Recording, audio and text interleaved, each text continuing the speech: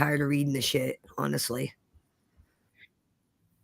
Good afternoon, everybody, and welcome to Sisters in Grief. I'm so sorry for the delay. Hello. We were having a little bit of technical difficulties with sound, and wanted to make sure that my mods knew that it was on site. As of today, there is absolutely no trolls of any type of hate speech allowed in my chats. I want my chatters to feel safe and secure in my chat room, and I don't want anybody to feel disrespected, and I want this to be a safe place for them and a safe place for us as well. So, welcome to, what is this, our 6th episode? My gosh, it's like our 6th episode our today. 6th support group. Our 6th episode Welcome of Sisters to the in Grief. Sisters in Today, support. today we're going to talk about all kinds of stuff. We're going to talk about how the holidays are.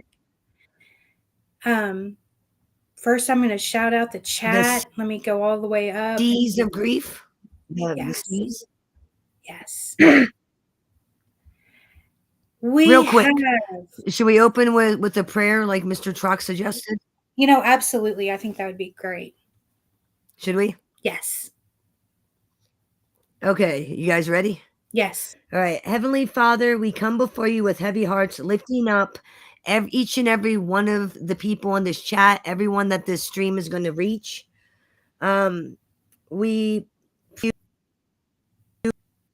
You are the God of all, and we ask that you wrap everyone that hears this in your loving arms and bring them to peace in the midst of their sorrow. Amen. Amen. And it does say in the Bible that those Unless there's something you want to add. The ones that are brokenhearted shall inherit the kingdom of heaven. So the brokenhearted shall inherit the kingdom of heaven. I've lived on that for 13 years. And right now I just want to say hello to Christopher Trock in the chat. Hello, Square. Hello. Let's see. We got Candace. We got K-Fam. Hello, Stella. Hello, everyone. Welcome in, even the ones from the bushes that are hate watching. We love you anyway. Hope you actually get some comfort from this today. Hello. A long life. Hello, Miss Barbara. Yes. Hello. God is close to the brokenhearted. That He is. He is. And I think that was a wonderful ad. I think it was a wonderful suggestion from Christopher that we do that every stream. I think it would be Mr. Trock. Yes, I think it would be a big comfort to most people. I know it comforts me. What comforts you? What comforts you in the worst times that you go through your grief? Is it prayer? Is it hobbies? What is it? Is it music? I'm asking you. Oh, asking me? I thought you were asking the chat. Yeah, I'm asking you and the chat. My friends. Yeah. For me, it's my friends. It's out with you guys on YouTube, hearing your stories. That's what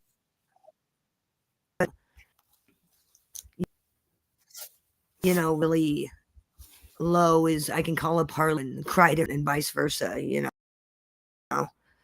Having a good support system is what is number one, in my opinion. Candace said YouTube distraction. Absolutely. That's a big distraction.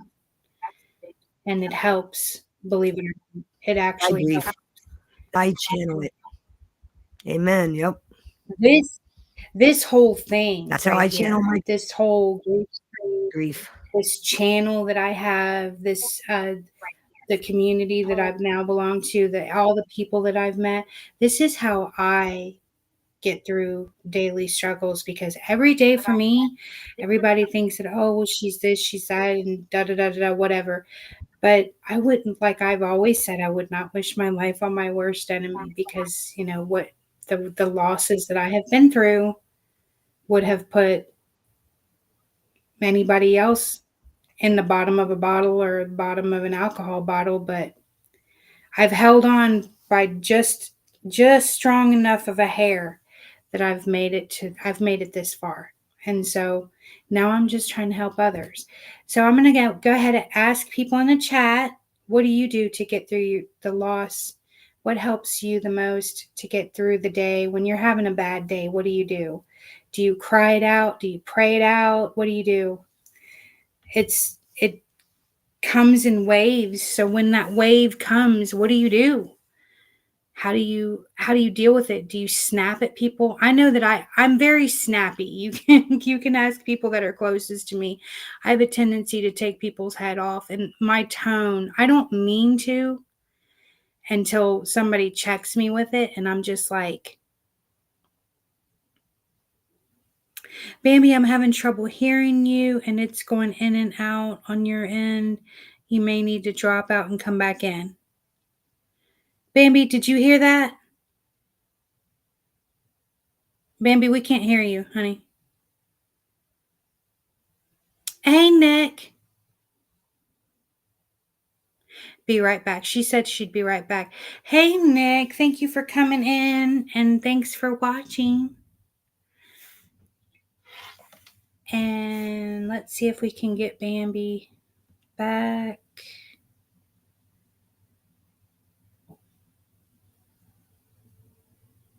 Let's see. See if we can get her back.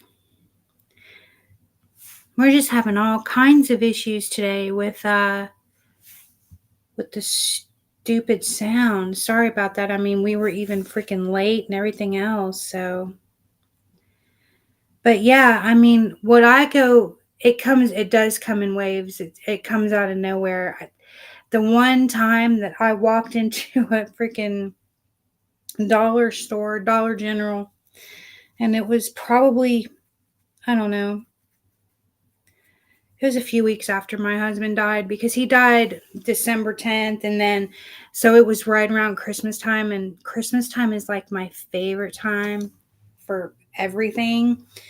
And I walked in and I saw all the Christmas stuff, and I was like, I just lost it. I just lost it. Miss Harlow, I will gift you a StreamYard package. Everybody hates Restream. Why is that? But yeah, I literally stood there in the aisle, and I just lost it right there, and I just freaked out. Like, seriously, I freaked out. And I ran out of there because I felt like, oh my God, people are gonna be like, oh, she's crazy, she's the nutty lady and all this stuff. What is wrong with her? And I thought that, like, people were gonna judge me for crying. And everybody knew that my husband had just died, right? Because I live in a small town.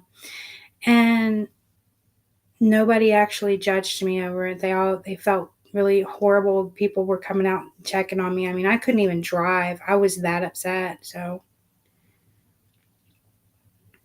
Restream sucks. Yeah, Square's always having a problem with Restream all the time. I don't understand why Restream hates you. I don't understand why Bambi is having Restream issues. Bambi said she's having Restream issues. Well, what the French? I go inwards on myself and I will isolate. But I found that leaning on my friends, being with kids, writing and getting it out in nature helps. Sometimes just sitting alone with my thoughts helps. That's very true. You know what? I feel that so much. Like, I feel that with my whole chest, because when something is hurting me so badly, I will literally just go inside. I don't want to, I don't know what the word is, burden anyone with how I feel, the bad that I feel, all that stuff. I don't want to burden anybody with it. Hey, Cinnamon Girl. I'm a widow as well, and I was hoping to catch your live. I'm driving. Well, I'm so glad you're here, and welcome. Bambi will be back. She's having some issues connecting. I don't know what's going on with Restream today. Everybody is having...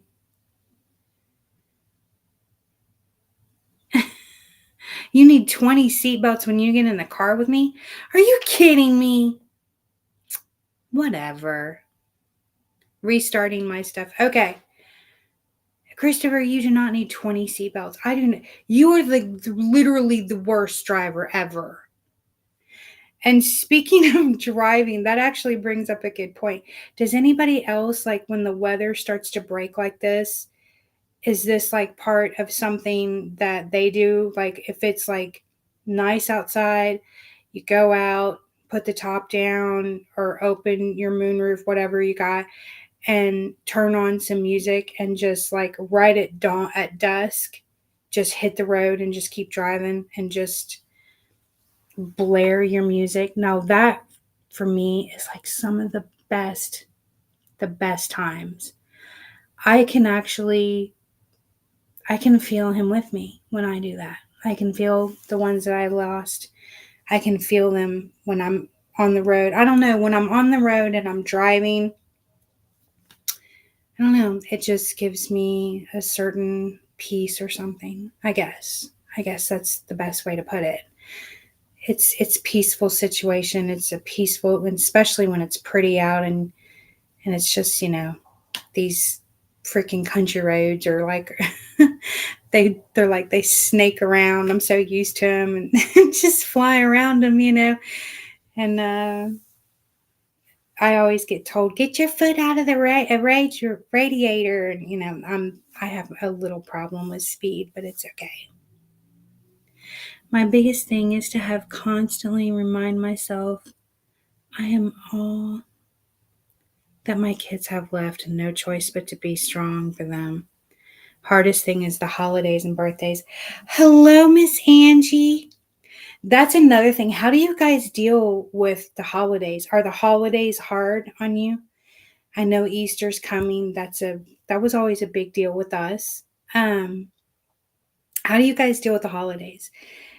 Is the holidays like really, really hard on you? Do you guys do you get depressed on the holidays? How do you deal with that? Link you. Okay, hold on 1 second. I got you, girl. Hold on. Me, I get extremely I guess I just kind of, I don't know if it's actually depression or if it's just, I just kind of go in. I don't want to talk to anybody. I don't want to see anybody. She said, baby died. Oh my God. Okay. Yeah, the weather does make me feel better, but it's like when we finally get past the holidays, I feel like I can breathe. Montauk, hello. Thank you for stopping in. Nix PO. Don't know who you are, but hello. I dropped the link, Bambi.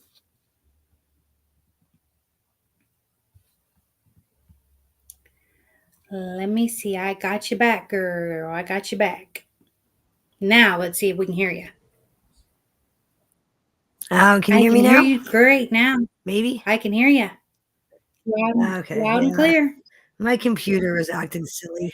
I think it might My be computer is restream. acting a little retarded. That too. Could be restream. Could be. I think it might be restream. We're not giving out the link. Nix PO. It's a closed panel. Unless later on if you want to tell a grief story, then that's okay. But is that Nick's other channel? Is that Nick?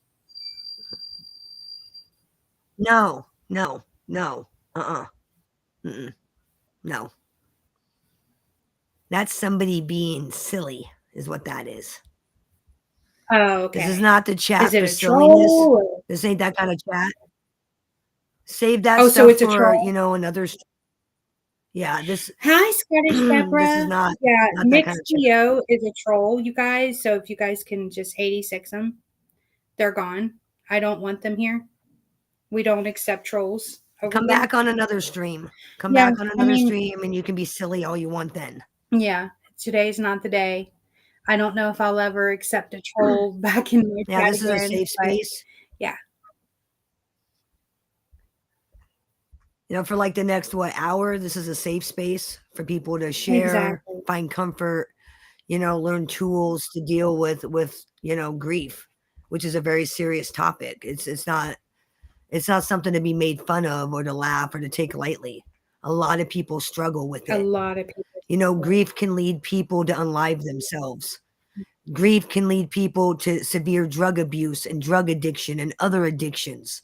Grief can destroy someone's life. It's not something to be taken lightly or to mock or make fun of. Grief can absolutely take away. And just remember, those of you that want to mock and make fun, you too will suffer great loss one day. You will not go unscathed from grief. You too, at some point, will suffer major loss.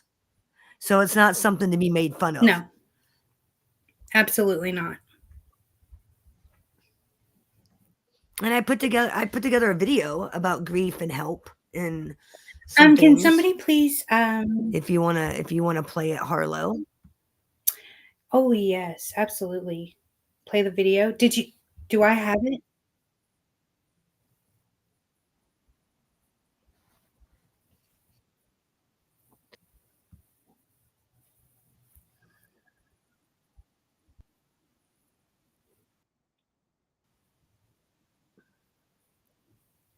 Yeah, you'll probably have to send it back to me because I think it was gone after you jumped down. Okay, I got it. Yeah, I got it pulled up. Okay, I got it. I'm gonna play it right now. Okay, there we go. All right, let me push play. There we go. He just learned that his wife died in a car accident. He was so upset. Got more bad news. She looked so weak, so tired, and I knew it wasn't over yet. My brother died last week. He was my best. He was so we need to try that again?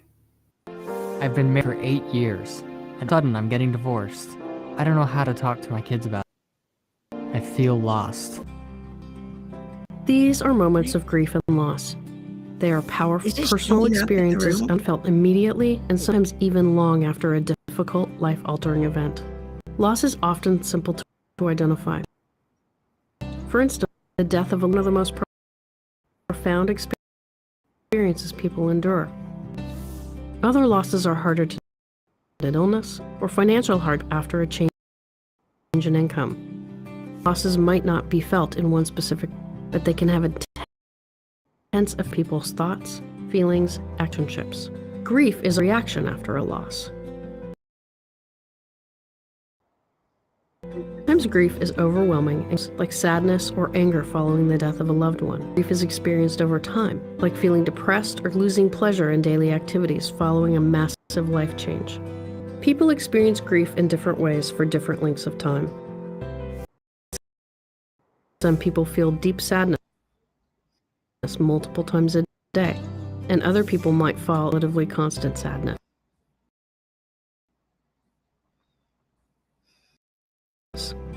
Some grief reactions last a few days, while others may last for years. There isn't a right or wrong way to grieve.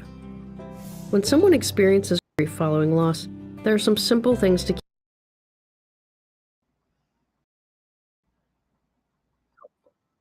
keep in mind that might be when experiences a loss, like in a hospital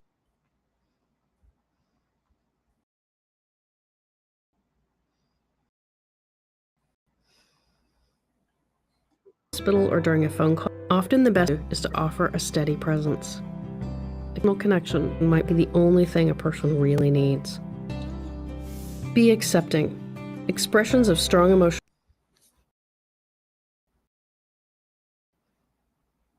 are common and expected, but they can be unpredictable. Some people may cry or seem numb or may even respond in ways that are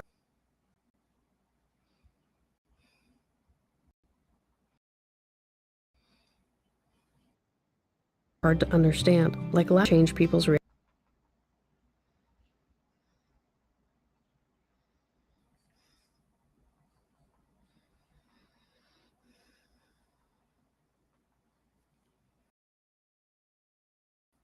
reactions. Instead, try to share those moments exactly as they are. Let it be anything. If someone is grieving a loss, it's common offering specific advice. These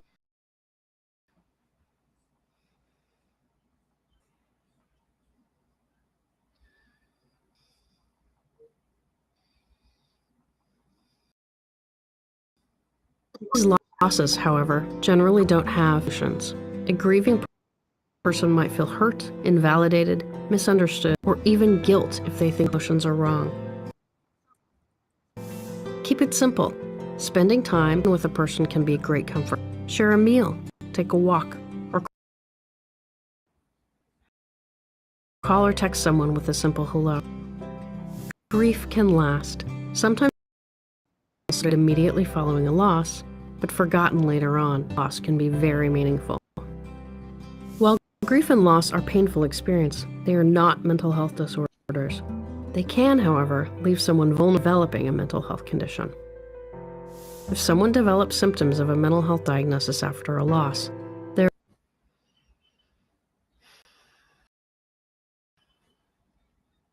are several effective, evidence-based treatments that help, especially if there's grief over a period of time. This is a part of life, and some losses will be important enough to cause grief.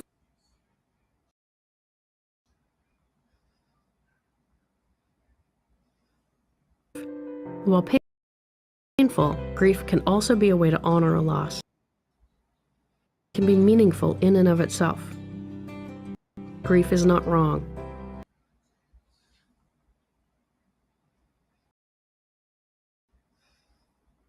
Often, it's exactly right.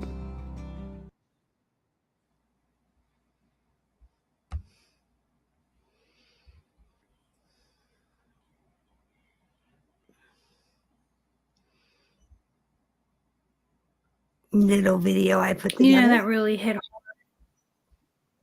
Yeah, that hit hard because when they said that, after the funeral and all the well wishes, like we talked about that last week, after that's all gone, it gets really, really quiet and it gets really lonely because those people go on living their life and you're just sitting there like, picking up the well, pieces. where is everybody? Like, where does life start? Where is everybody that was there 3 months ago? Where are they? Right. Where's all the hugs and where's all the well wishes now? Because The now I support. need them. Because what people don't understand about grief is right after the death, the funeral, Extreme grief. you're on autopilot, okay? You're not even feeling what it's going to be like. Usually it's the first anniversary to the second anniversary. The second anniversary of his death for me hit me harder than any of them. And now, like somebody said in the chat, most people, I think it was Debbie said, most people keep their grief to themselves because they're afraid to be, they're afraid to reach out. I feel that as well because I never tell anybody, hey, I'm hurting and I need help. I wait till somebody says, hey, are you okay? And then I go, yep. And that my voice breaks. And then I try so freaking hard not to cry until it just breaks open and it's like a flood dam. And then you just seriously dump all this emotion out and you don't want to, but you can't help it. Well, everybody responds differently. Like, I'll be in a chat room and they'll be doing true crime subjects, and they're like, look at her, she's not even upset. And it's like right after the event happened, and I always say, maybe grief hasn't hit them yet.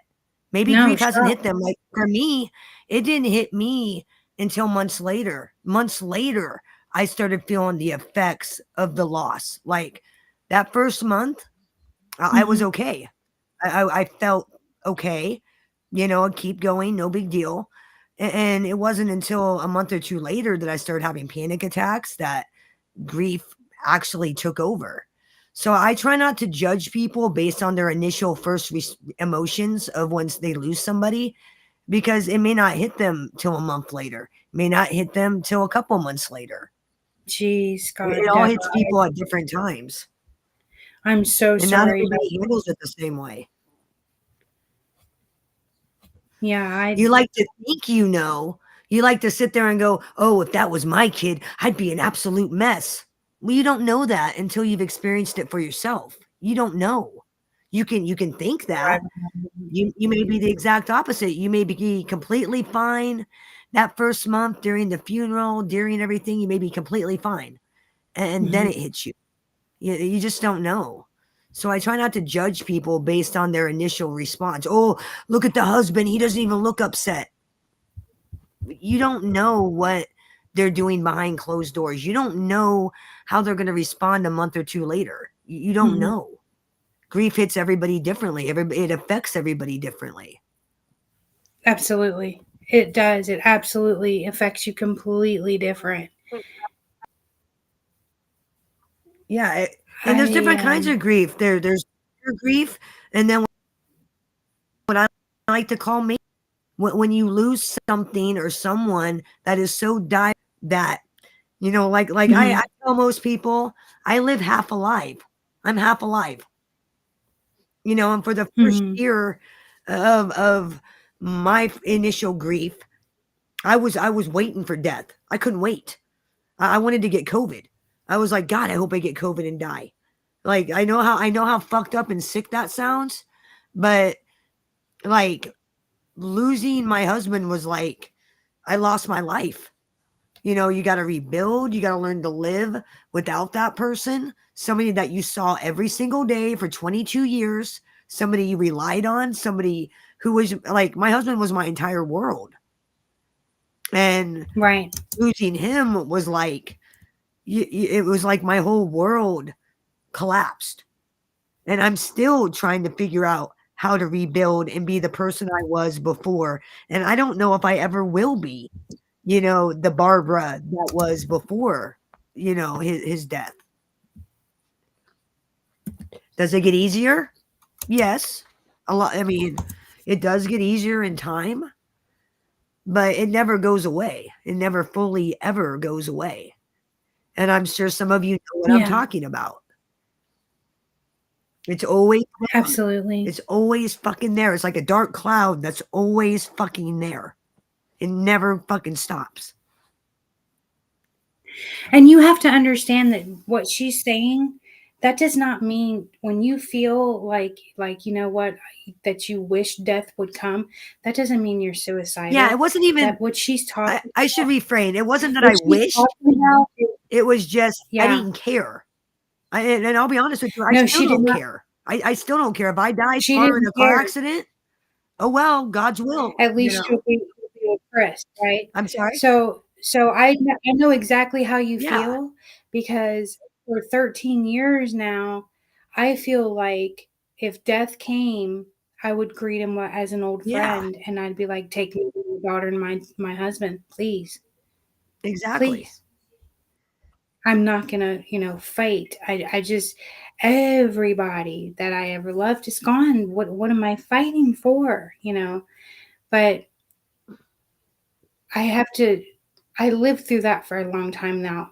I've actually moved on.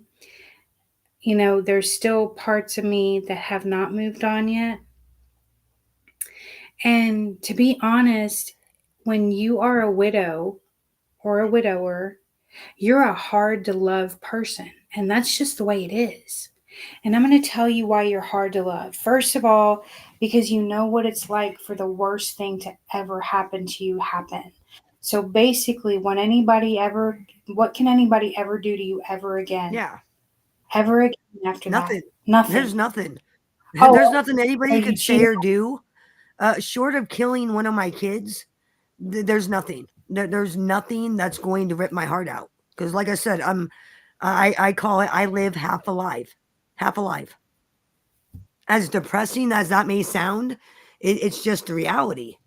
It's the reality of how I live. I live half alive. Well, will I ever be alive again? I don't know. I don't know. I actually found that after my husband died, the first 3 or 4 years, I lived extremely reckless. I drove reckless.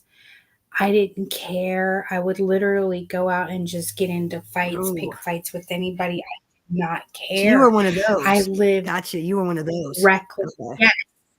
Yes, yes. Gotcha. I was so reckless. I just didn't care. I was constantly looking for the next thing to give me, because see, I didn't do drugs and I Yeah. didn't drink. So I had to get that high from a different Yeah. way. So I had to get it like some kind of a adrenaline rush from something, whether it was sex, whether it was driving fast, whether it was being dangerous. I jumped off of a freaking cliff into a river. Oh, Okay. jeez. Jesus. I can't believe I did that, but I did with a bunch of freaking teenagers. Like, hell yeah, let's do that. What am I doing? Are you insane? Yeah, Good. I don't do anything reckless. Like I've learned that I channel how I feel, my grief through my YouTube, my content, wanting to be there and help others. I mean, Mhm. that's what I do. That's how I deal with being half alive, you know. A lot of people when they're dealing with this, it's either okay, everybody's got a coping mechanism, right? So I smoked. I went from smoking, I don't know, a pack a day when I smoked. Right. When my Dang. husband died, I smoked 2 packs a day. I ate anything I wanted. I didn't care if it was sex, if it was food, if but Yeah, I just did not ever get into the drugs or the alcohol. Now, don't get right. me wrong, I tied a good one on every now and again. Like I fell in my freaking own flower bed one night Well, and almost you're fell a in grown my adult. fire pit. You're a grown adult. You're allowed to drink once in a while. You're a grown adult. You've earned it. You've earned it. But then I ended up this is where being a widow and a widower gets tricky. Your first relationship after the fact, because you're still vulnerable, so you're going to fall into a toxic relationship. Your first relationship, unless you're healed completely and you're ready to move on and all that, 90% of the people that get in relationships after becoming a widow or a widower, it's a toxic Yeah, it usually relationship that fails. ends in flames. Yeah. It fails and ends in flames. So I get in a relationship with this guy, and it was completely toxic. It was based on the physical Mhm. stuff. I'm just going to put it like that. We were wild, we were nuts, we were crazy. He was a widower. So he was going through the same thing that I was. So he wasn't over his and I wasn't over mine. And we basically got together and it was like, boom, Yeah. and it ended badly. It ended badly. And then after like 2 years after we broke up, after we broke up 2 years later, we got in contact with each other thanks to Facebook, and we talked it out and we became friends. And to this day, we're still friends. And he's now remarried and he's happy and he's living his best life. And I'm so happy for him. And that but you have to understand it wasn't all bad, because we did a lot of healing together. There was nights that me and him would stay up till the sun came up, crying and talking and talking and crying and just basically using each other as an emotional tampon. I hate to say it like that, but that's what it was. We needed that company. We needed that. We just needed each other, and it was toxic. But a lot of good came out of it too. Yeah. And sometimes it's just you're just so desperate to get your life back to what Mhm. you know is normal. I Yeah, think that's and some of that's it true. too. Like you want that normalcy so bad that you're willing to overlook the negative So shit because you just want your normal life back right. so freaking bad. I freaked out. I flipped out on him because he hung his toothbrush where my husband had his. Oh, Can shit. you imagine? Good Lord. And, and we were so quote unquote in love and all this shit. Get the fuck out of here. We weren't in love. We were completely in lust. We needed each other. Because, grief aside, okay, you're alive. You went as far with them as you could. You went to the grave, but you are still Alive. alive. Yeah. And you have to continue to live. And I'm sorry, but living people have needs. And that includes the physical relationship, right? Right. And, I was young when I was widowed the first time. I was very young. Now, when it happened the second time, like Candace said, she turned into a recluse, a hermit.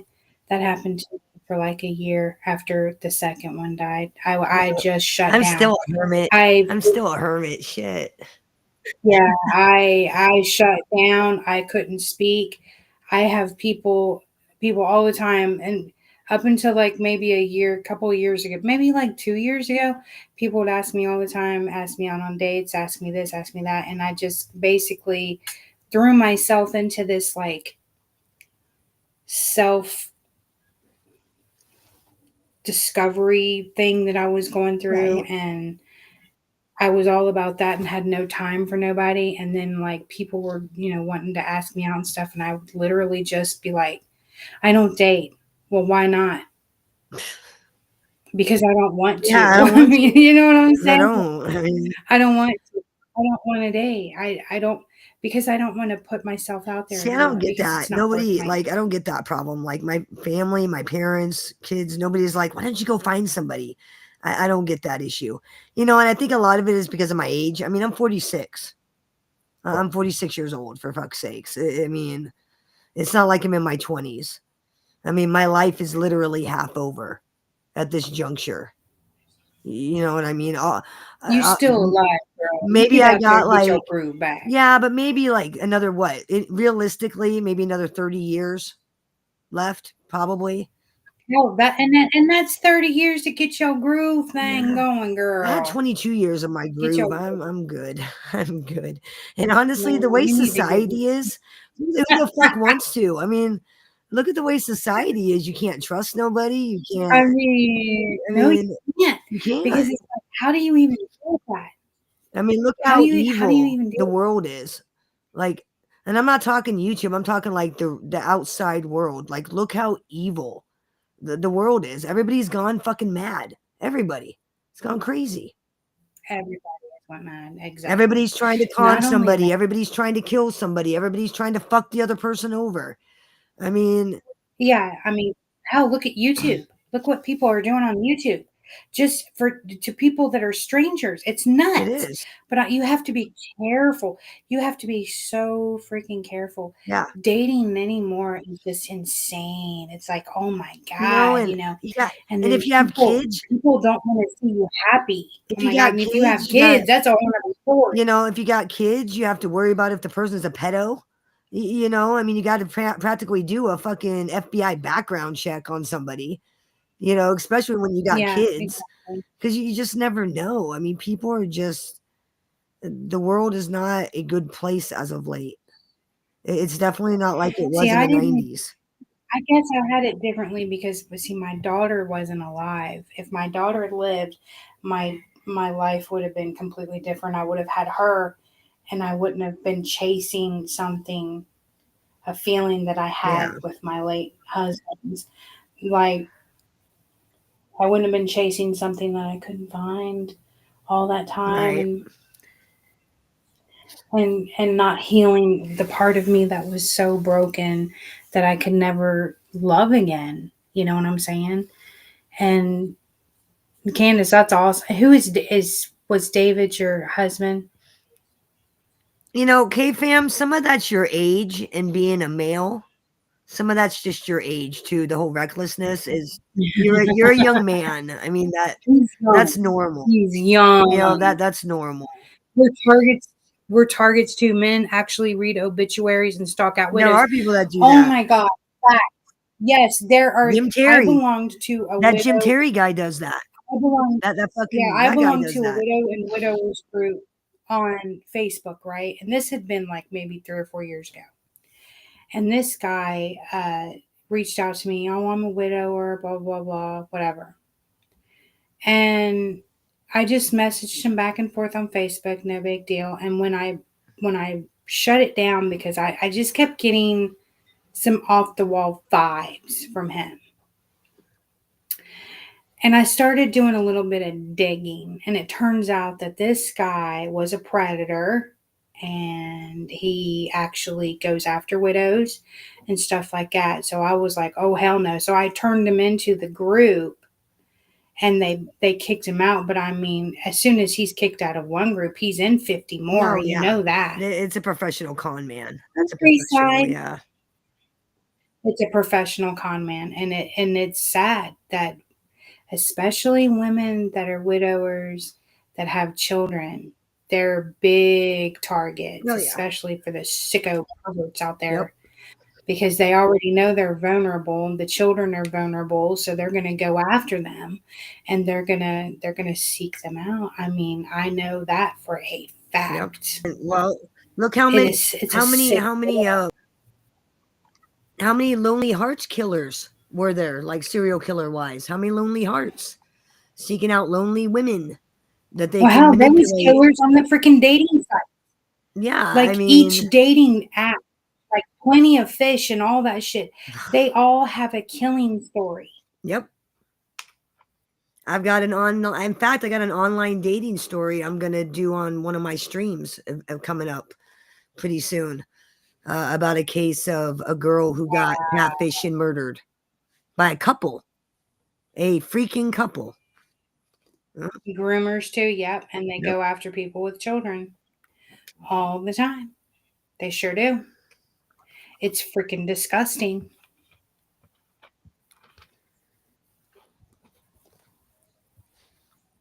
I have no idea what Dating you're is talking just- about, Vigilante. I have no idea what you're talking about. I have Ram who I don't even know who the hell they're talking about. Are they in the chat? YouTube Vigilante. Are they in the chat right now? I have no idea. Isn't YouTube Vigilante a troll? I have no idea. No clue. No idea. They were in the chat last night when I was having that live, setting some stuff straight, and they're a troll. So if somebody could please X-nay them and get them the hell out of here. Done. Don't have to say this that. is not a troll. Yeah. Yeah, this is not a trolling channel. Yep. Come back on another stream. Yeah. Try your luck again next time. But I don't think your luck's going to be any better next time either. I don't think you're going to have any luck next time. I'm just going to throw that out there. No, because from now, I don't care how big my freaking block list gets. Free speech is over. I don't care how many freaking channels. Yeah, free speech on Harlow Blonde's channel is over. No more trolling.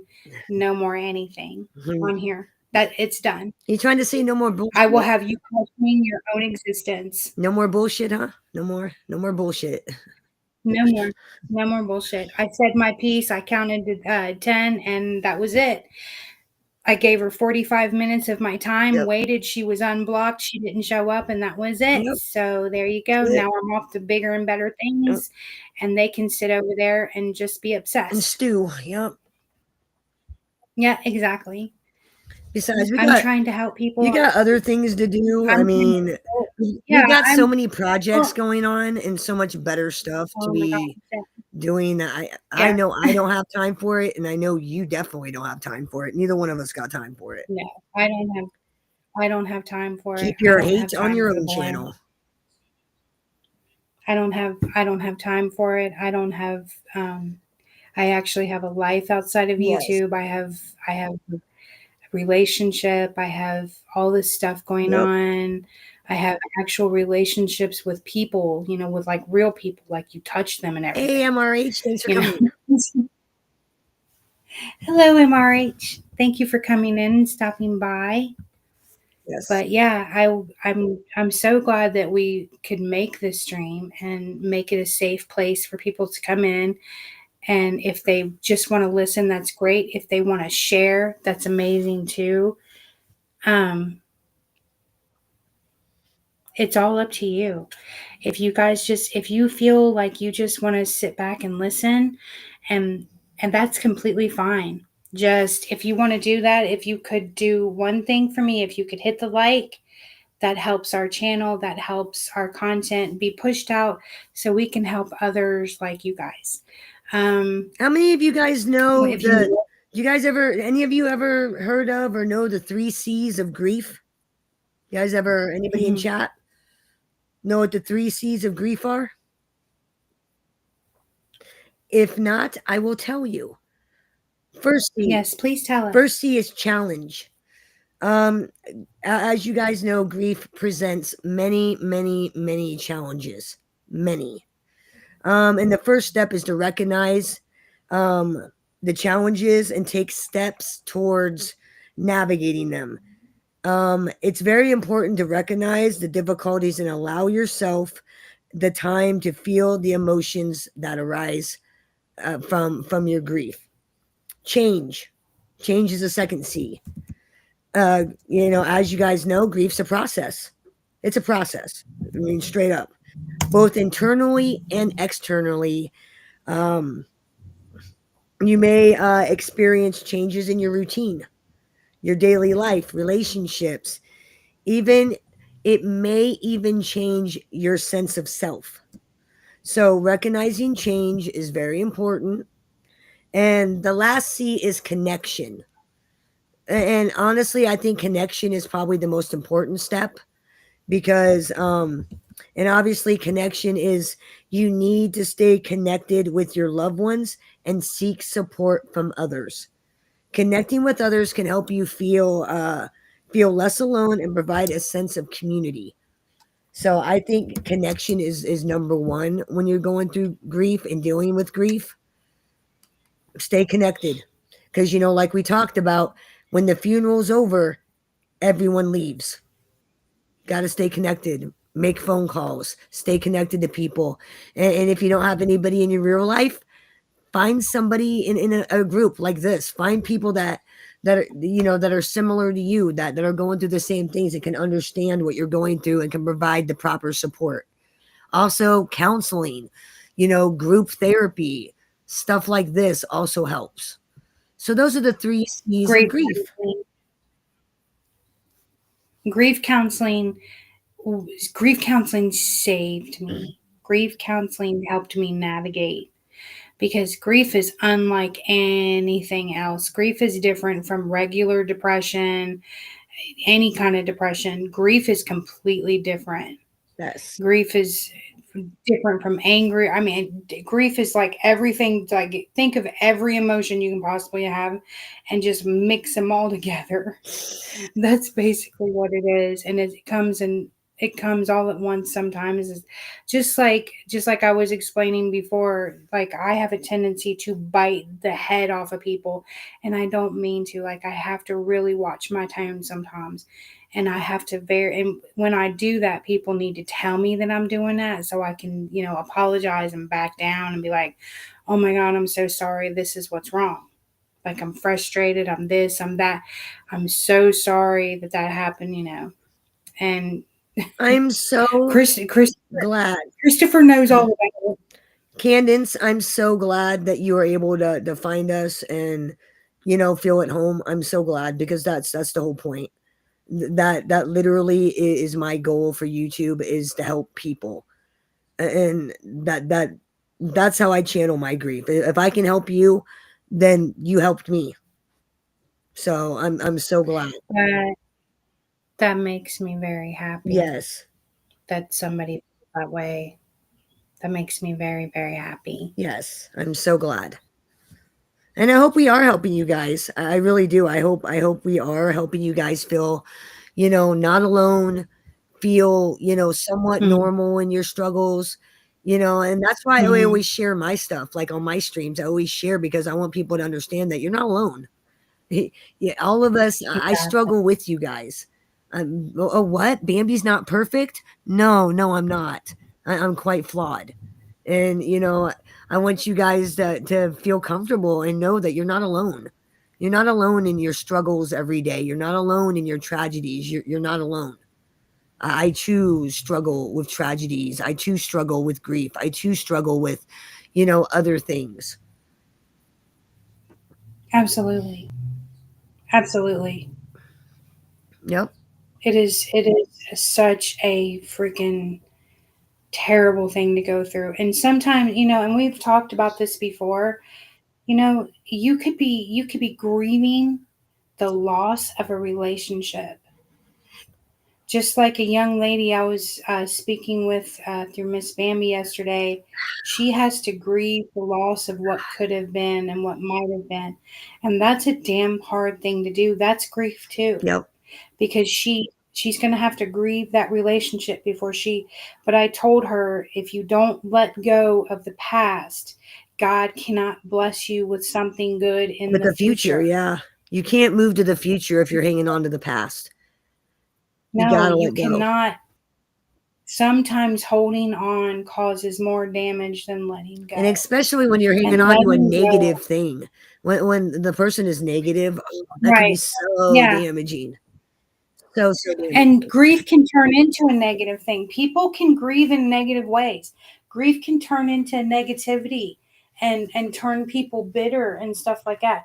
Trust me, I almost turned into that person that was just bitter and hateful and mean and mad and all that. And thank God I didn't. Thank God I turned it around, because I had to check myself a few times. I had to really, really, really dig. And I'm still trying to heal. I am completely broken. Yeah. And once you're broken, like, you take a plate, break it, right? Right. Throw it in the floor, break it. Now put it back together. It's never going to be the same again. No. Never. Mm-mm. Never. No. You may even have all the pieces. There may be missing pieces, but it will never be the same again. It will never be whole again. And one thing I like to remind, especially in my streams on Wellness Wednesday, the one thing I like to remind everybody, and I probably remind people of this on a frequent basis, because they'll hit me up and they'll be like, "Oh, Bambi, I want to K myself. I'm so depressed. I'm so this."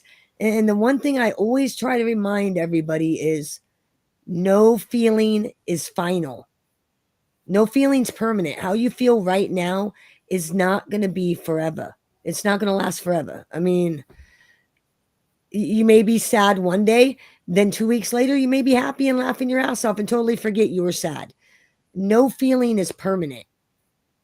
And if you really look back on your life and really think about that, you'll realize what I'm saying is 100% true.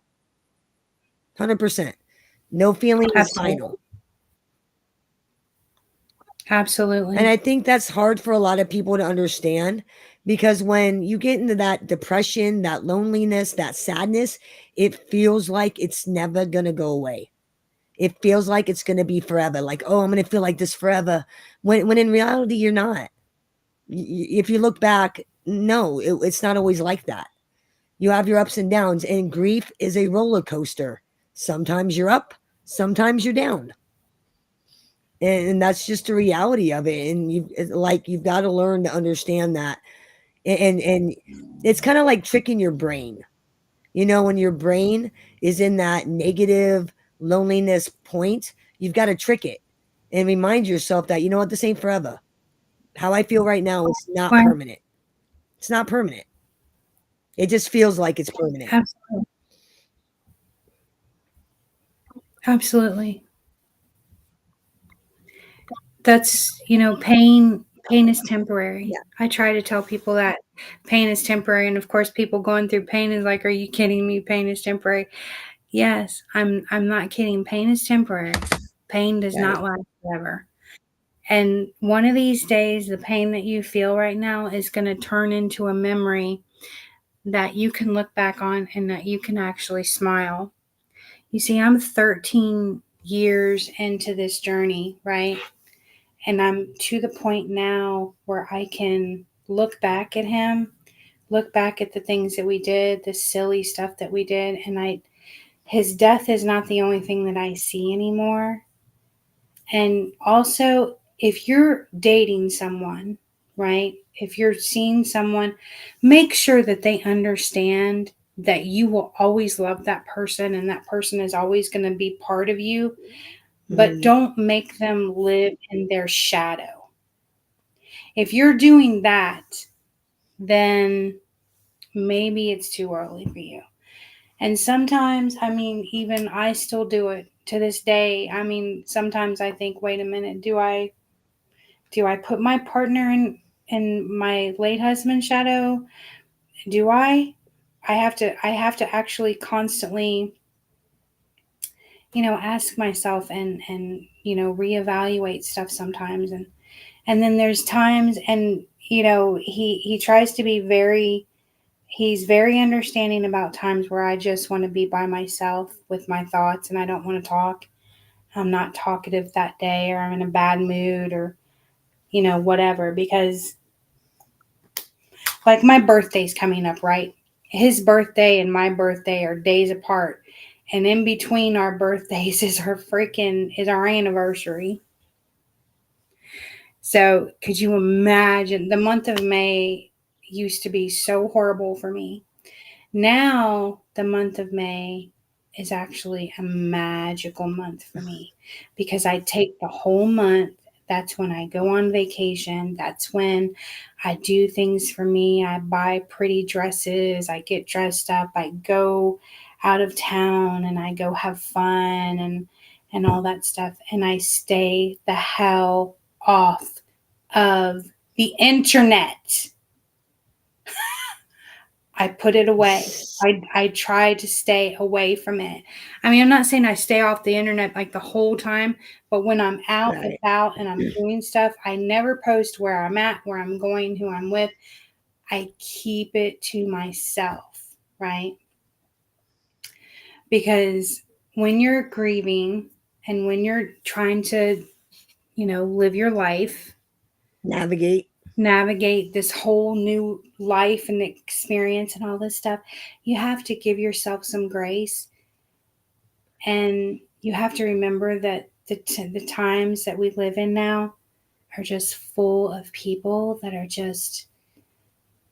literally just want to see you miserable because they're miserable. So the less that you tell people, the less there is they can mess with. And nobody wants to see anyone happy anymore. It is so sad that that's the way that it is. Yep. It's exactly how it works. Yep. Yeah. So you have to be very careful. You have to be very, very careful. And you have to be willing to get to a point in your life where, my peace of mind and my energy, my precious energy and my peace of mind are worth more than y'all's bullshit. You know what I'm saying? And you have to be like, you've got to start being selfish with your energy. You have to start being selfish with it because self-care is a big deal. Self-care is a big, big deal. And a lot of widows and widowers put themselves on the back burner, especially when they have children. And I think that that's something that we should actually talk about like next week is self-care, because when you have kids, especially women, oh my goodness, men too. Men are bad for this. Men won't do anything for themselves. But moms used to do anything for themselves. And when you're a widow, it's like, oh my God, I can't do that. I can't buy something nice for myself, or I can't do this, for myself. I can't do that for myself. Or they feel guilty.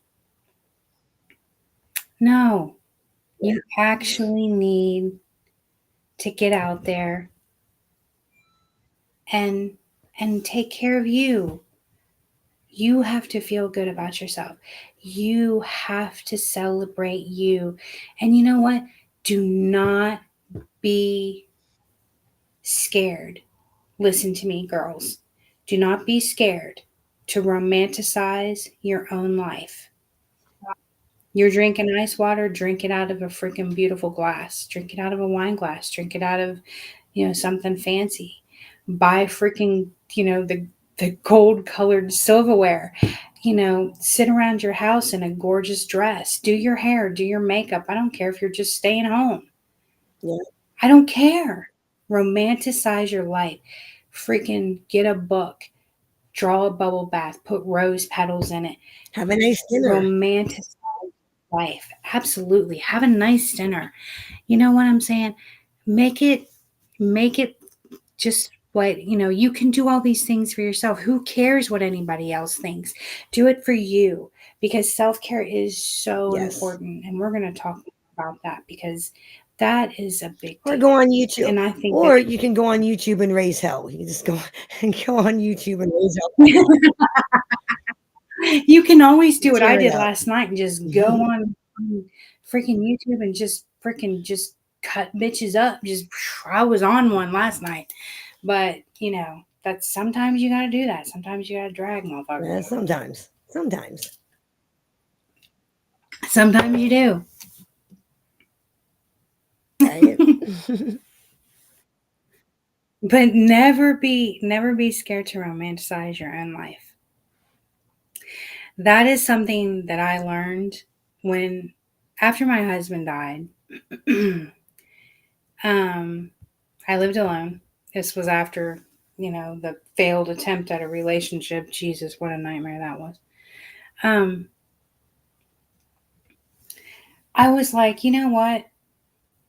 I always wanted everything pink. Everybody knows that I like pink, right? Everybody knows it, though. Of course, like when you're married, you can't have a pink kitchen, and you can't have a pink living room, and you can't have a pink bedroom, and you can't do this, and you can't do that, and you can't make it right. You can't make everything girly when you're married, because my husband wouldn't have stood for that.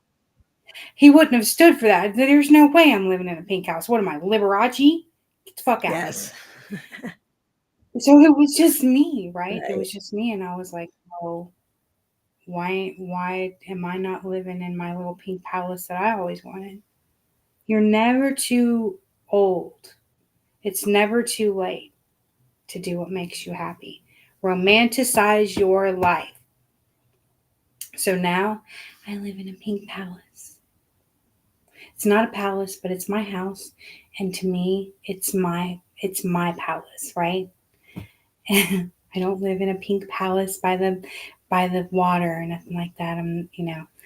But well, I mean, there's a pond, but whatever. That's a completely different story. But just like I said, just do what makes you happy.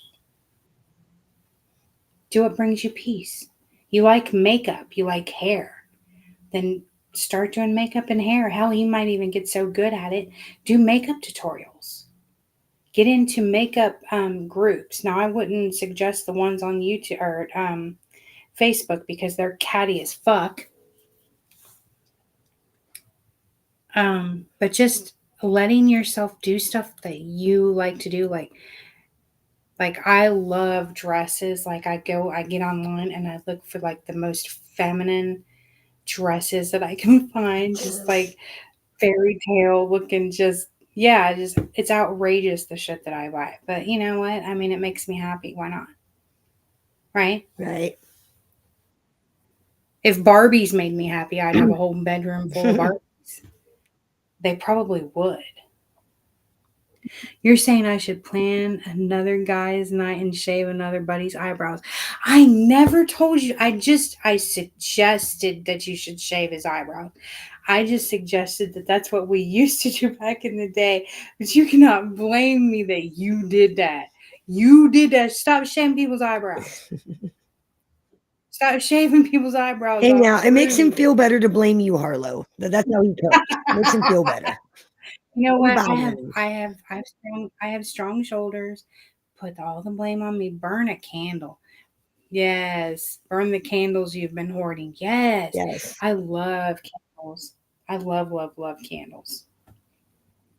And I don't know if anybody else does this, but the perfume or the cologne that your significant other wore, do y'all still buy it No, and keep it in the house and spray no, it every now and again? mm-mm, no. You don't do it? I do. I'm weird.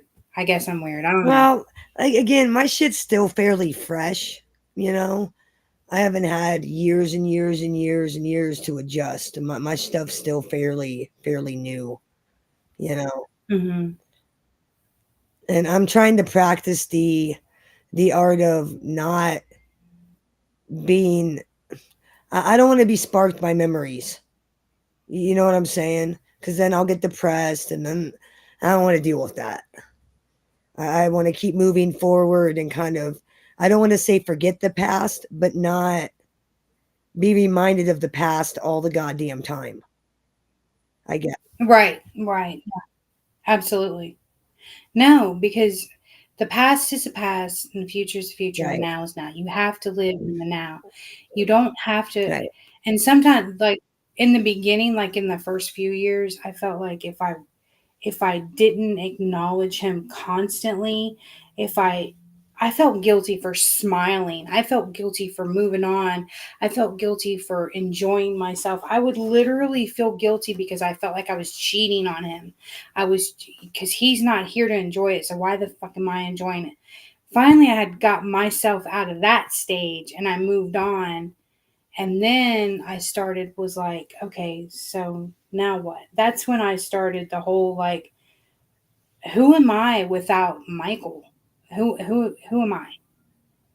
So that's when I realized, like, wait a minute, I don't like this, don't like that, and I'm done with this. And just the way, like the way that my house was decorated, everything, and I quit smoking. I did when I quit smoking. Let me tell you about that. I quit smoking. I broke every freaking dish in my house because I was so angry. You should get back into your makeup tutorials. I would definitely watch them.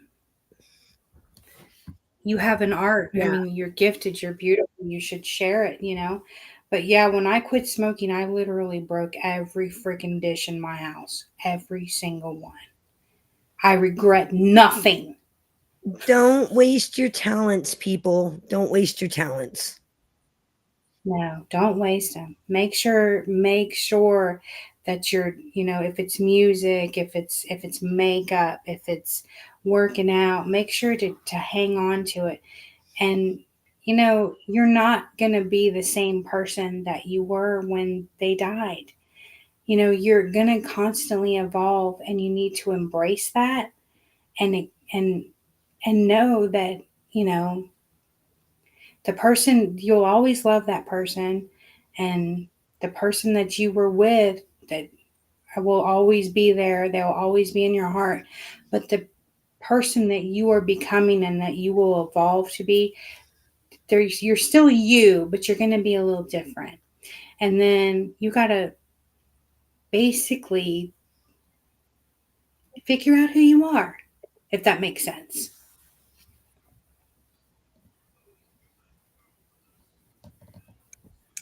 Harlow punched me during. You got to keep your. Wait, Harlow punched me during the quit smoking thing. Jesus. Excuse me. I quit smoking like 10 years ago. I didn't even know 10 you years then. ago. Yeah, it was like 10 years ago. I broke every Yeah. dish in my freaking house. I also punched a hole in my wall. But I mean, I didn't smoke. I didn't give in. I'll stop smoking And eventually. yeah, my, I used to tell people I'll quit smoking when I'm Dude, dead because I I quit smoking for 5 months, and I hate to use the word clean because it makes me sound like a drug addict. Oh, I was clean for 5 months. I hate using that term, yeah, but yeah. I was clean of cigarettes for 5 goddamn months, and then guess what happened? Guess what happened? I ran out of weed. What? Ran out of weed, Oh and God. I thought, "Oh, Oh I God. could have a cigarette and I could quit anytime." Here I am smoking again. Nope, nope, I was wrong. I was wrong. I You know what though? ah, I kicking thoroughly myself enjoyed for that one. when I smoked cigarettes. I thoroughly enjoyed I like the smoking. act of smoking. I do. It's not so much the smoke itself, it's just I don't know. I find it distracting. I find it very distracting to me, like especially when I'm driving. When I'm driving, I've got to be. I don't know. I find it like it distracts my brain. Yes, I love that. Rediscover and revamp. That is amazing. I love that. Yep. Rediscover and revamp. That is exactly what I did. If celebrities can I had revamp themselves, why can't you guys? Celebrities can And do you it. know Why what? can't you? If celebrities can romanticize their life, why can't you? Yep.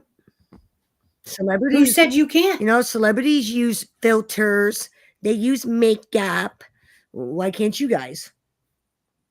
Exactly. Exactly. So why can't I mean, you know what the most ridiculous thing I ever bought was?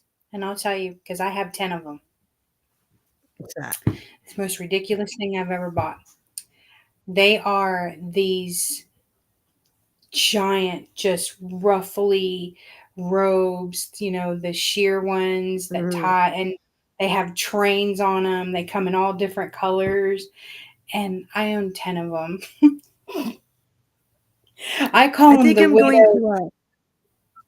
I call I them the think I'm going to widow one. invest my money. I think I'm going to invest some of my money into paying people to troll others. I think I'm going to be a big old loser. I'm going to use my money. I'm going to pay off people to troll others. So that's what I'm. I'm just kidding. Holy crap. Now that doesn't I'm that just sound kidding. familiar? I'm pretty sure that there's No, another person in another community that actually does that. no, I can think of like 50,000 other ways to invest my money other than being pathetic. I'm just gonna throw that out there. And But that's there the one thing I'm kicking myself for is I let grief during the first 6 months yeah. of when it first happened. Mm. I dropped 30 to 50 grand in a matter of months. Just and Ooh. I'm kicking myself for it now. It's like, why didn't I save that money? Why didn't Exactly. I save it? But it's not like I blew it on stupid shit. I bought my son a new car for graduation. You know what? I spent a Mhm. lot of it on my kids. I didn't, trying to like buy their grief away, You're which trying to didn't make them doesn't work. happy. Yeah, that doesn't work. I bought that goddamn Shiba Inu, who's a freaking terrorist. And now I'm thinking to myself, the economy is so goddamn bad. It's like, why did I blow all that money like an idiot? Oh yeah, Exactly. because I was in grief. I was trying to make myself feel better. You know what? Okay, so this is how ridiculous I am. Okay, I am absolutely over the top, extra ridiculous. Everybody knows this.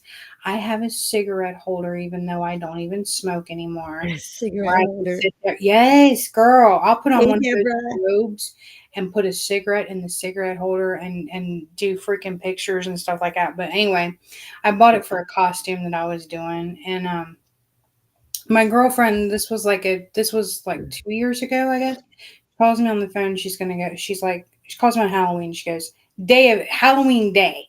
She goes, we're gonna go to a costume party tonight. And I was like, I don't have a costume. She's like, oh, you can just make something up. Like go as like Dog the Bounty Hunter's wife or freaking Dolly Parton or somebody Yeah, with big blonde hair. Yeah, whatever. And I was like, all right, well, I'll look around and see what I got. And I don't know if I that's should what. be like completely just like you're the most ridiculous person in the world or completely impressed. But I came up with a Jessica Rabbit costume Rabbit. with stuff Nice, that I already had.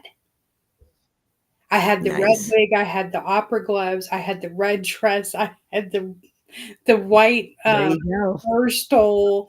Oh my god! Actually, her gloves were purple, but I didn't have purple ones. I only had white ones. So I That put probably looked really dope. That probably looked really it freaking was cool. actually bad as shit, right?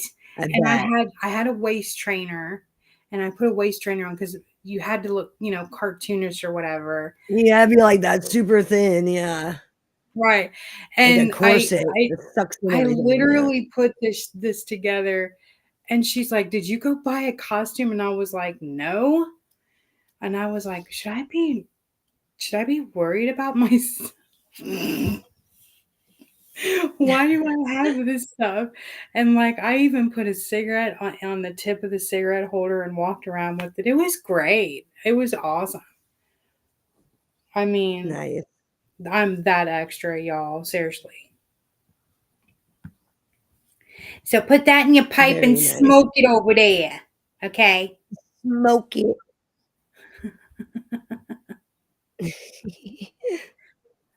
Punched me. No, I am gonna kill him. Oh my god. I've never punched this person.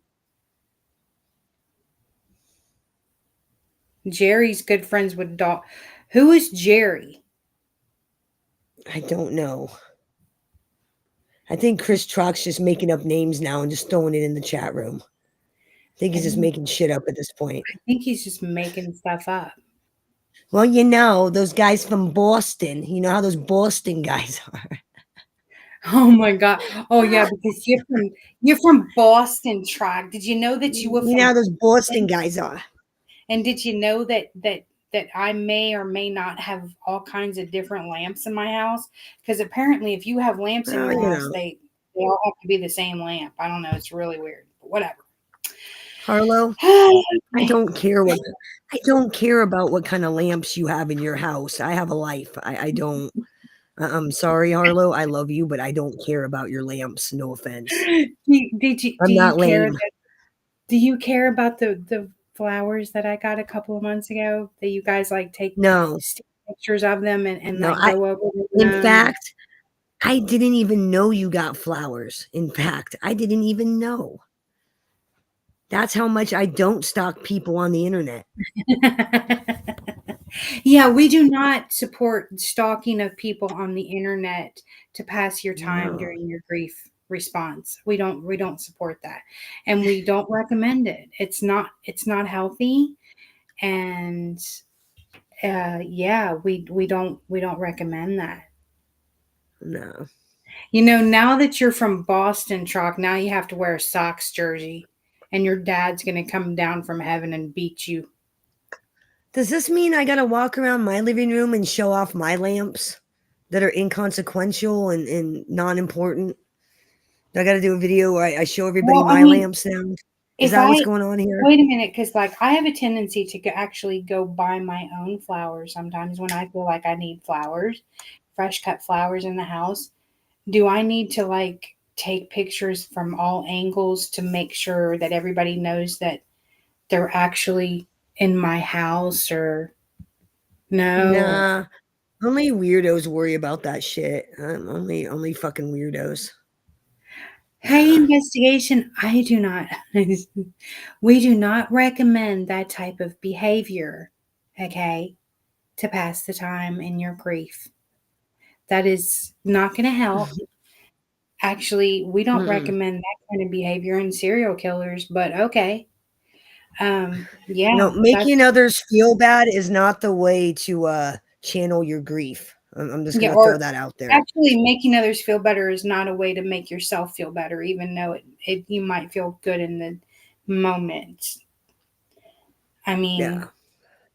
I challenge anybody to try to be nice to somebody and see what happens. You know, that's a damn good challenge, Harlow. That's a damn good challenge. I challenge each and every one of you listening to try to be a decent person just once. Try to be a decent person just once. How That's all many my days do we challenge. have left in this month? Not very Mm, many. maybe I like think the first is like next week, I believe. okay, I have a challenge for all the bush watchers, the haters, and the ones that are going to rewatch this and talk nastiness and stuff like that. 4 days. We got 4 days left of We the have month. 4 days 4 days. left in this month. For the next 4 days, I challenge you to not talk about me or Bambi or anybody else on the internet, talk bad about them. As a matter of fact, I challenge you to make your own content. No sniping, no talking nasty about somebody. And hey, you may even throw Now it you're in just there. now you're just talking crazy, Harlow. Now you're Yeah, just that talking is kind crazy of talk. crazy. Now That's you're just crazy. talking crazy. That'll never happen. It's okay. Now you're just talking insanity right there. Talking insanity. That's crazy talk. You're sounding like a psycho up here, Harlow. What are you doing? What You about sound like a nut. housework? I've put it on the back burner and now I feel like I'm drowning. Ugh. Yeah, You know what, Cannons? I think all of us go through that during we the go winter through- months. Like, I I look around my house and I'm like, oh, I got to spring clean. I opened up all the windows. Yeah, spring clean time, guys. Spring cleaning time. you know what? You know what though? You'll do it when you're feeling up to it, and if you try Yep. to force yourself to do it before that, you're not going to do it. No way. So Mm-mm. what I would suggest is that whoever your music, your favorite music is, this is what I do. This is an average day on, like, if I feel like I have the energy for it, because sometimes I just do not have the energy, right? But when I have the energy for it and I'm having a great day and the sun is shining and I turn on White Snake and I blare it as loud as it'll go, I am jamming the freak out. I have every window in the house opened up and Time management. I just Often, start cleaning. often I feel with like depression and grief, Hmm. especially with depression, time management is essential. Yes. And, get up every day, do something for 5 minutes for the first week, then increase it to 10, then 20. It's time management is very important. You've got to get up and you've got to do things, even if it's for 5 minutes. Do something for 5 minutes, You still have all and his then clothes in slowly the increase closet. it. She said that she still has all of his clothes in the closet. You know what? I fucking dude, all of Chris's clothes are in the garage hanging Yeah. up. And I've been talking, and it's not that I'm hanging on to it for sentimental reasons. I think it's just laziness. We just haven't done anything. Like, nobody wants to do anything to take that step to get it out, to donate it to nobody. Everybody's being lazy. Everybody's still in hibernation mode, I think. Well, to be So I honest, understand that, Candence. my husband, this is like a week before he died. He told me, "Don't you dare hang on to my clothes. Get rid of them the week I'm gone. Get rid of them right You after don't I'm need gone." them. Because he knew if he did not tell me that, I would hang on to them for sentimental reasons and I would not let them go. Well, There's no point in hanging on to it. 4 or 5 There's no point. days after he was gone, I finally went in there and I took a tote in there and I started packing his clothes away, and I Yeah. was absolutely bawling my eyes out. And my mom come in there and she goes, "Maybe now ain't the time." And I said, "No." I said, "I promised him I'd do it. I promised him."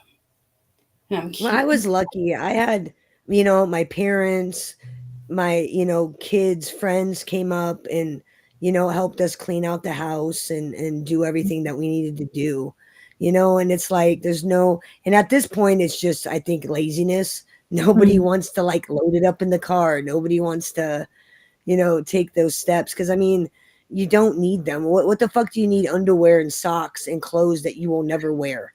What do you need them for? What do you need them for? You don't need them. It's okay to hang on to some stuff, but I you don't held need on to everything. his for years. His sock and underwear drawer, I never did clean out for years until finally I cleaned it out and I got rid of them. I was like, yeah, I got Well, rid of because think about it. If you don't do it, when you die, some poor bastard's gonna have to clean up your mess and theirs. I mean, them. think of all the crap. Like, and I find it at my age, I want less stuff, not more. Hmm. I want less shit. I don't want a bunch of shit. I want less stuff, I'm extra, not so I more want all the shit. I don't know. I'm weird. I I mean, don't know. I'm a simple person. I'm a simple girl. Give me my Pepsi and my cigarettes, and I'm set. I That's all have I need. I have a problem with when it comes to makeup and clothes and stuff. I have a problem. I have a major problem when it comes to shoes. I went to Sephora a couple of weeks ago, and Christopher like to fell over dead when he saw the bill. I was like, yeah. Well, you know what? Square, that's different. It's okay to hang on to things that have an emotional Mhm. attachment. I understand that. But like, hanging on to a dead person's underwear and socks and everyday stuff. I mean, and I'm not being ill sensitive to anybody, but I mean, common sense wise, think about it. It's just ridiculous. What the fuck do I need underwear and socks that nobody here will ever wear? It just to me, it's pointless. It's I've just got some part things. it's part of them, and you don't wanna let go. I mean, he'll let go of it when he's ready. It took me Yeah, a long time. It took me a long time, and it's okay. I mean, it yeah, really it's is all right. okay. It really is. And I'm a Yeah, very sentimental person. See, Bambi's not as sentimental as me. I'm a very sentimental person. So I'll hold on to stuff welcome. for sentimental reasons. Well, thank you, Renee, for coming in, and I do hope that we're able to help you or Thank you, feel better Renee. or cheer you up or whatever you got to do. Thank you. Now, I've got sentimental things too. I mean, I'm not insensitive. I'm just saying, like hanging on to my husband's clothes that are just sitting in the garage is just pointless. It's silly, Yeah. honestly. When they can be donated and help somebody else, it's just silly to have all that stuff. It's in my opinion, for me, it's ridiculous. It's fucking ridiculous. There's just no point in it, Absolutely. Absolutely. you know. It's like having all of your grandparents' items, like everything in their house, just sitting in the garage. The fuck are you gonna do with your grandmother's fucking 50 dresses? What are you gonna do with them? I mean, you're not gonna wear them. I mean, what are you gonna do? It's just taking up space, you know. But that, like I said, that's just me. You know, I've got stuff that's sentimental that I will always keep.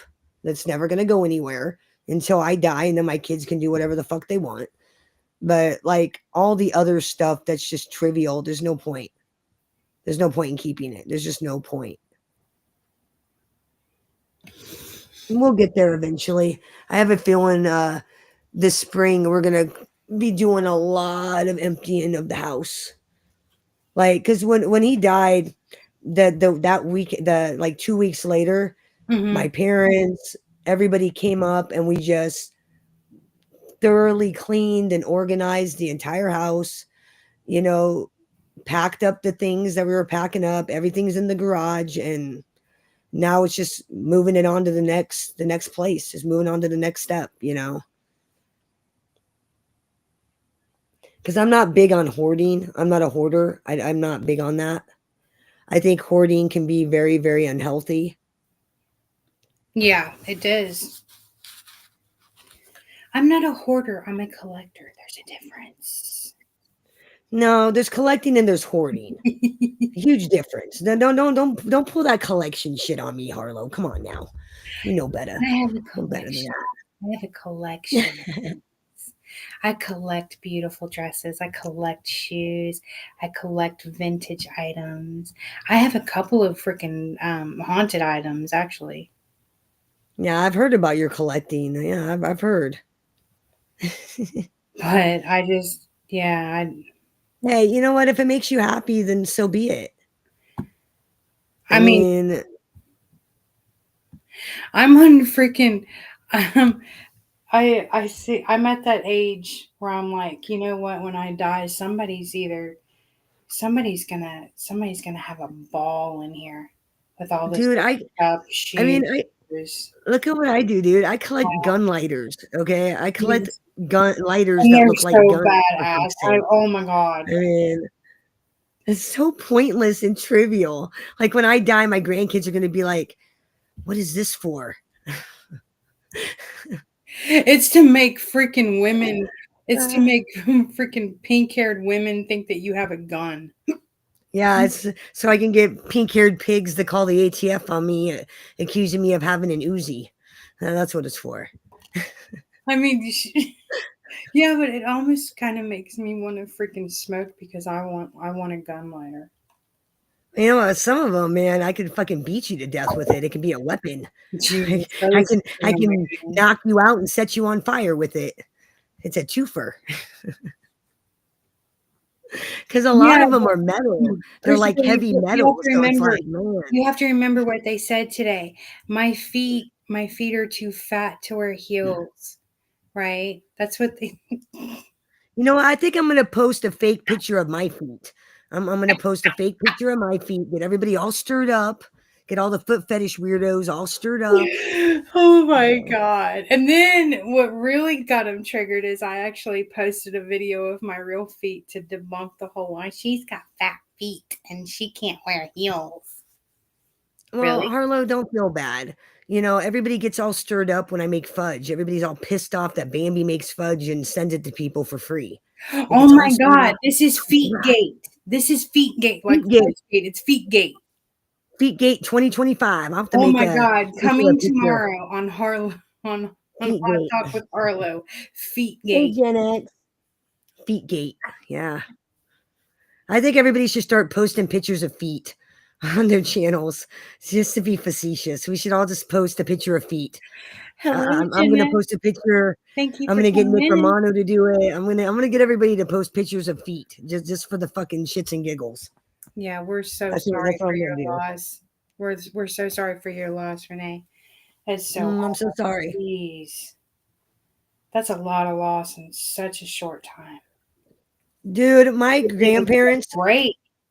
similar to you, like my grandmother died, my grandfather died, and I was really relieved, honestly. I know that sounds so fucked up, but you got to understand, my grandfather was married to my grandmother for 60 plus years, his whole life, damn near. And when she died, he didn't know what to do with himself. And I remember one time he said, you know, Barbara, I just don't know what to do with myself. He was so depressed. And it was like when he died, I actually felt relieved. I felt relieved because he was not suffering anymore. I was actually somewhat relieved that he wasn't in pain anymore.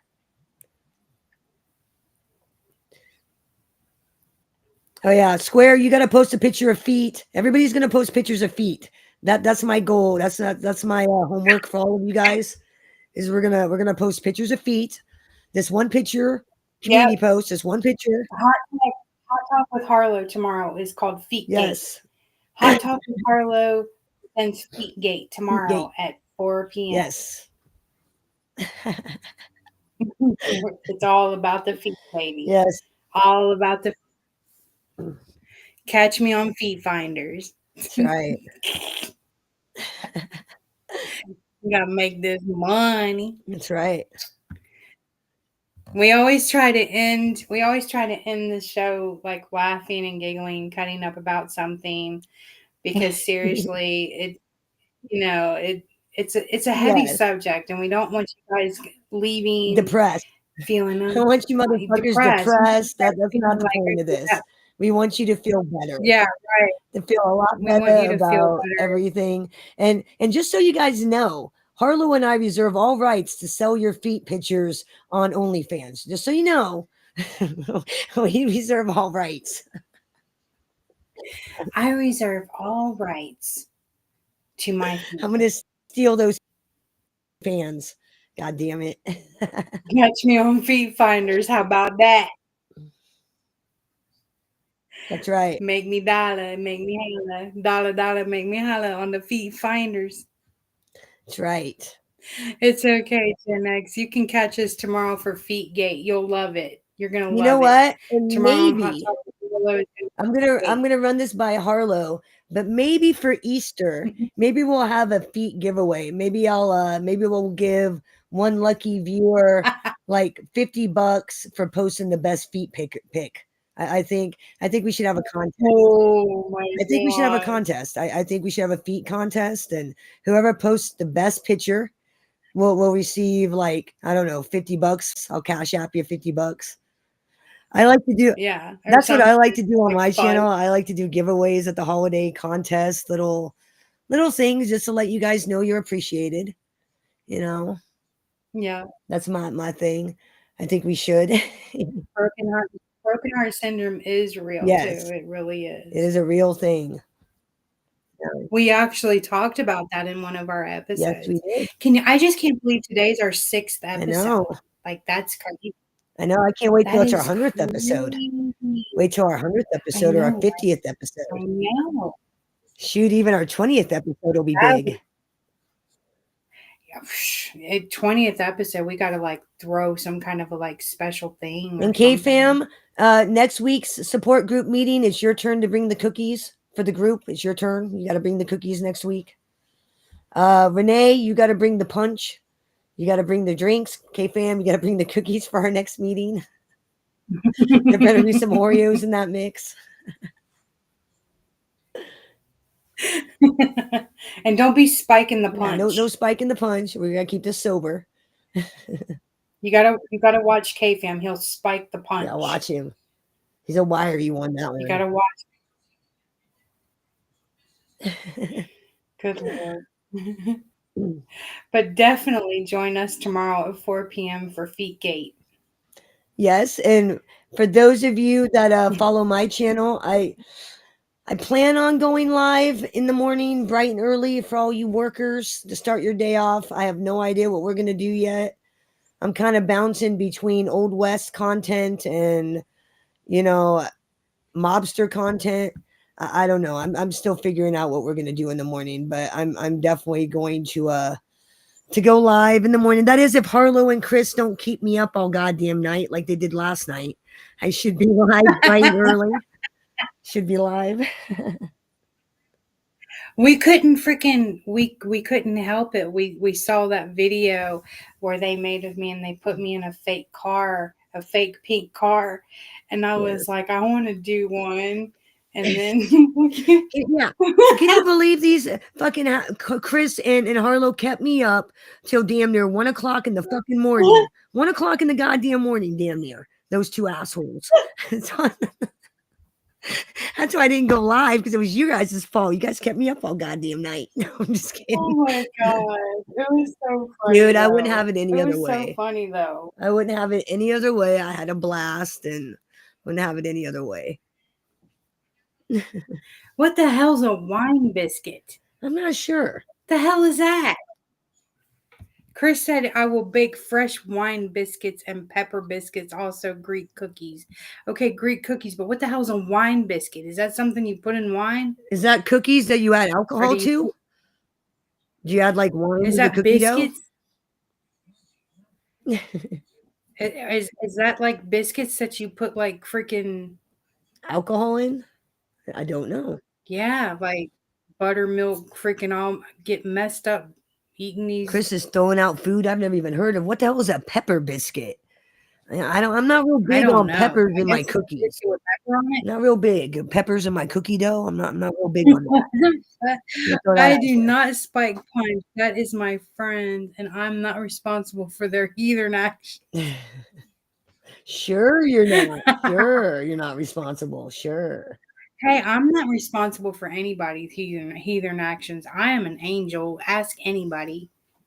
Just ask. Just ask anybody. Oh, you're talking about Italian wine biscuits. Okay, you threw the Greek thing in and kind of threw me off there for a second.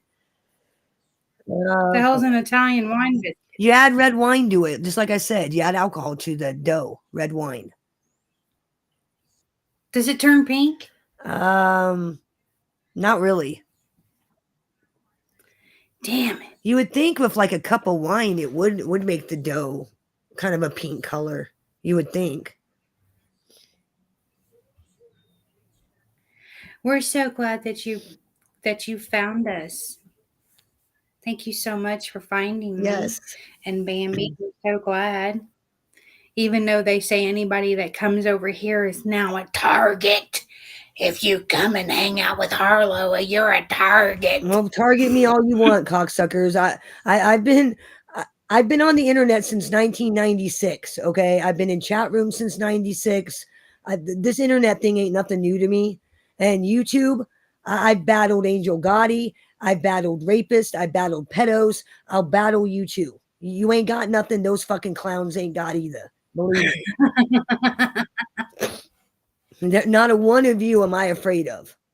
Not a one. No. What are you gonna do? Talk about me? Oh no, whatever will I do? I'm sorry, my ego ain't that bad. Oh my God. I'm secure in myself. They're making videos about me. Oh You know, no. when I laughed at the video of me in the little pink car that they made about me, and I laughed at it and I said, I love that. They told me that I was weird. And I was like, well, why am I weird? And they're like, why am I weird? Because I laugh at your poor, pitiful attempt to troll me and try to make me feel bad? I don't think so. I just, and then of course they go on, well, you lie about everything and you did this and you did that. Hey, And David. you catfish feet pigs. Oh, speaking of the fairies, and I'm going to use the word fairies. Did you guys know that old Mark Terry's a Fanuc? That he's a homosexual man? Are you guys aware of that? That he's a Fanuc? No, Yeah, I he's didn't a know Fanuc. that. Yep. Posted pictures. He's got eyeliner on, fucking long hair. Fuck yeah, he's a Fanuc. He likes the men. So better guard your ass there, Square. He might hit on you. But watch out, Trock. You too. You better watch out. He might hit on you. Big shield. So do I. I don't give a. Throw that out there. She says I have a big shield. I don't give a fuck neither. Like, seriously. Which I think is fucking hilarious because I haven't been afraid of a gay guy yet. Why the fuck would I be afraid of him? I ain't afraid of any gay man. I mean, hell no. Like the opposite. I've actually never been afraid of a man, but that's me neither. me. But I mean, and the way I am right now, you can pull a gun on me and I'll probably look at you and say, pull the fucking trigger. Pull it. Yeah. Pull the trigger. See, that's I mean, honestly. Honest to God, that's right there. Right there is a perfect example of widows and being extremely dangerous people. They're not scared of anything. They've already lost everything. What are you gonna do? What are you gonna do? Well, it's not so much about my grief. It's about I'm a realist. Okay, what do you think will happen to them? You pull the trigger, I die. What do you think will happen to them? Their life ain't worth shit. They're going to prison for the rest of their fucking life. Their life is over. That's the reality. That is 100% the fucking reality. And that's anybody. Anybody wants to pull a gun on me, anybody wants to shoot me, anybody wants to beat me up, they're going to go in a cage. Their life is over. And when you're middle-aged, being locked up for 20 fucking years, your life is over. Forget it. Your life's done. That's the reality of it. David Lopez said if I was gay, I could do better. Jesus Christ, David. Oh my God. Everybody acts like they don't have common sense. Like they don't know the reality of what's real and what isn't. Reality is when you commit a crime against somebody, especially a violent crime, you go to jail for it. You go to jail. That's the reality. And you really got to think about that. Am I worth you losing your life over? Am I worth 20 years in fucking prison? Am I worth that? The only reason is the internet really worth 20 years of prison? I understand that they come after me is it's got to be over jealousy because I've never said or done anything to these people. I've never went to their page and attacked them. I've never talked bad about them. Nope. I had a disagreement with an old gal on here, and she turned out to be a little bit of a nut job. And she went around lying on me. And that's basically what they do is just lie and troll. That's what their community is. And I'm trying to stay away from their community. I don't want nothing to do with troll communities. I don't want anything to do. Well, we're not even in their community. You're not in their community. I'm sure it's MobTube, Pizzaverse, MobTube. I'm not even part of that community, nor will I ever be part of that community. And yeah, so it's just, I mean, I'm not part of that community, nor do I aspire to be. And the fact that I hit links and I'll talk to you like a woman, they can't handle that. I'll ask you what your problem is, and then when you tell me, and then you can't say, what your problem is, and then, honey, you got a problem. I mean, if you're jealous, just say that. But whatever, I mean, it's not my problem. It is absolutely not my problem. Now, will I laugh at them? And yep, I sure will. After all the stuff that they go around saying about me, I absolutely will laugh at them and just be like, whatever. But I mean, I think it gets to them so bad that it doesn't get to me. That, their little videos and the stuff that they say about me, and that I do all this stuff, and that I'm this and that and the other, it doesn't bother me. It doesn't affect me. So I think that just gets to them even more, but whatever.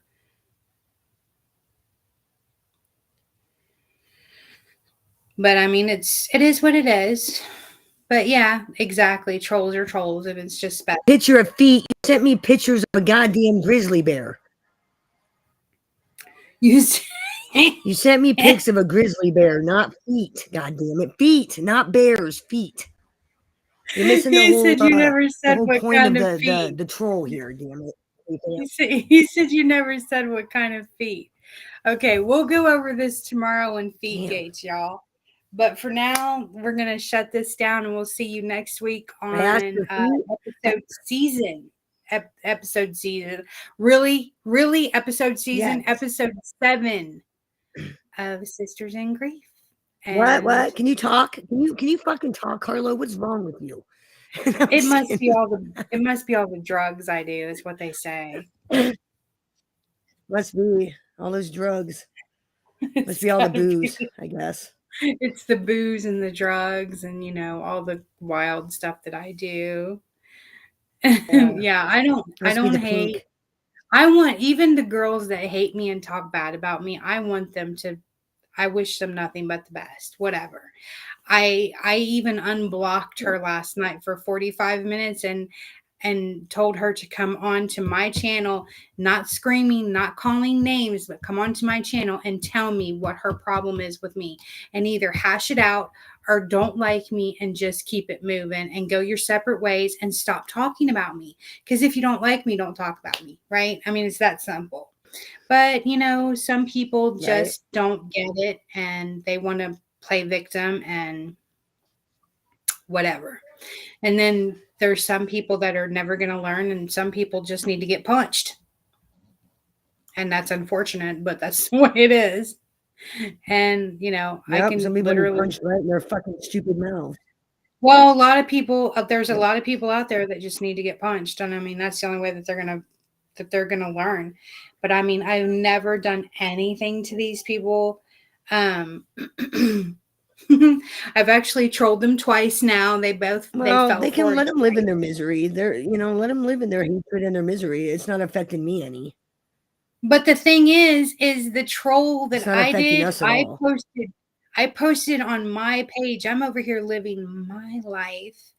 So if you weren't stalking me, stealing stuff, then you guys wouldn't have got trolled. See how that works? So there you go. Speaking of stealing shit, can you believe that shithead Chicago Muscle stole my picture and edited it? Not my actual, like a picture that I posted months and months ago. You know the picture I have of Muggsy at the grave site, like, giving the peace sign, and it had Tony Pizza's name on the tombstone. Yeah, that cocksucker stole that picture and posted it today. He fucking stole my picture, and I fucking left a comment. I was like, if you're gonna steal my picture, at least pay me, bitch. Here's my Cash App. Pay me if you're gonna steal my shit. Seriously, pay what me. The hell? I mean, Jesus Christ, no originality. He didn't like that too well. He screamed something about Nazis and MRE, and I'm just like, pay me, bitch. If you're gonna steal my pictures, pay me. Quit stealing my ideas, you cunt. All right, you guys. We will see you on the next one next Thursday at 3 p.m. Yep. And be loving, be kind, and God bless all of you. And if you need anything, feel free to hit me or Harlow up anytime. We will lend you our ear. Always reach out if you need. If you need to talk to somebody, always reach out. And do not forget, tomorrow at 4 p.m. on this channel, we have Hot Talk with Harlow. Feetgate. Yep. And I should be live in the morning. I should be. And Bambi's got your mornings. I've got your evenings. And we'll see you then.